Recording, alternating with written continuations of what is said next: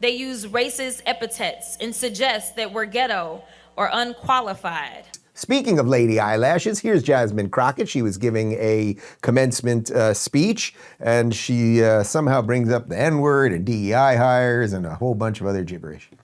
And instead of publicly calling us the N-word, they use racist epithets and suggest that we're ghetto or unqualified or diversity hires, even though we're all more, oftentimes than not, more educated and qualified than they are.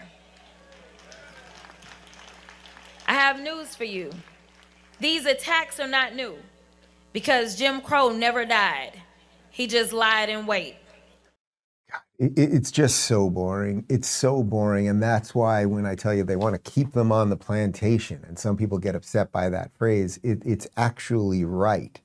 The only people that want racism anymore are the people that are keeping it on life support. I think that's a loosely quoted Thomas Sowell line. Like, they need racism to keep the grift going, right? Like, what is she talking about? Nobody, I have been so critical of her, right? With her ridiculous eyelashes and her fake ghetto talk, and she seemingly every lie about Trump and everything, all of the stuff, right? But none of it has to do with her skin color. If she was white, I would be making the same jokes about her, right? If she was a man, I'd be going after him the exact same way. It's not because I want to call her the N-word. It has nothing to do with that.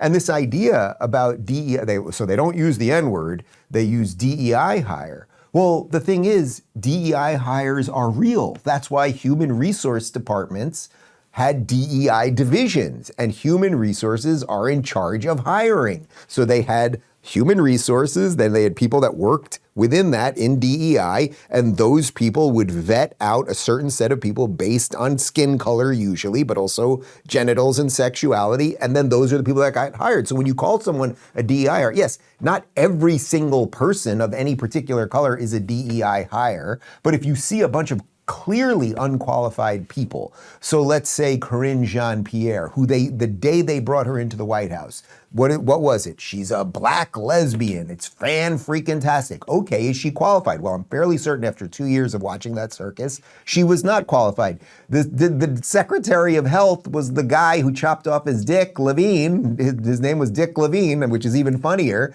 And then he dressed up like a woman. Like, was he actually qualified to do this? The same guy who was trying to tell you that young people need chemical castration, but he will also, because he didn't transition or whatever till he was in his 50s, will tell you that his kids are his greatest joy. Well, I'm sorry if you had a 7-year-old melt their genitals off. I mean, it's so absolutely psychotic. You might call it low IQ. Do we have a video of a popular man calling Jasmine low IQ? And you know what I can't name? I can't name one Democrat. I mean, I look at the Democrats, they're in total disarray. They have a new person named Crockett. I watched her speak the other day. She's definitely a low IQ person. And they said, she's the future of the party. I said, you have to be kidding. I don't know what they're going to do. And that's the point. That connects us to the top of the show. So that's why CNN is bringing Stephen A on. I don't know what Stephen A's intentions are, as I said. I don't know if it's just a PR game or whatever. But remember, what was it, about 2 weeks ago when we talked about George Clooney and why they suddenly were putting Clooney out so that they could get him also on CNN to be interviewed by Jake? Because what they're doing is, as the whole thing is melting down, as the crazies are out there, as AOC has got the energy, and old Bernie, who they'll throw under the bus again, like it just ends poorly for a millionaire socialist. It's going to end terribly for you, Bernie. I've warned you for years. But they can't have them being the face of the thing. So then they're like, all right, throw out Clooney, bring on Stephen A. Anything to stop the lunacy of lady eyelashes and AOC and everybody else. That's how the machine operates. But again, I would just say, you all suck to some extent. I don't mean that about Stephen A specifically, but like all of these people, they all kind of suck, right? And there's another party in America that is doing incredible things for the past 110 days, that is taking out these bad trade deals, that is cleaning up the border, that is making sure our cities are safer, that is getting rid of the Department of Education, like that is doing good stuff. So how about join us on the side that doesn't care about skin color and genitals?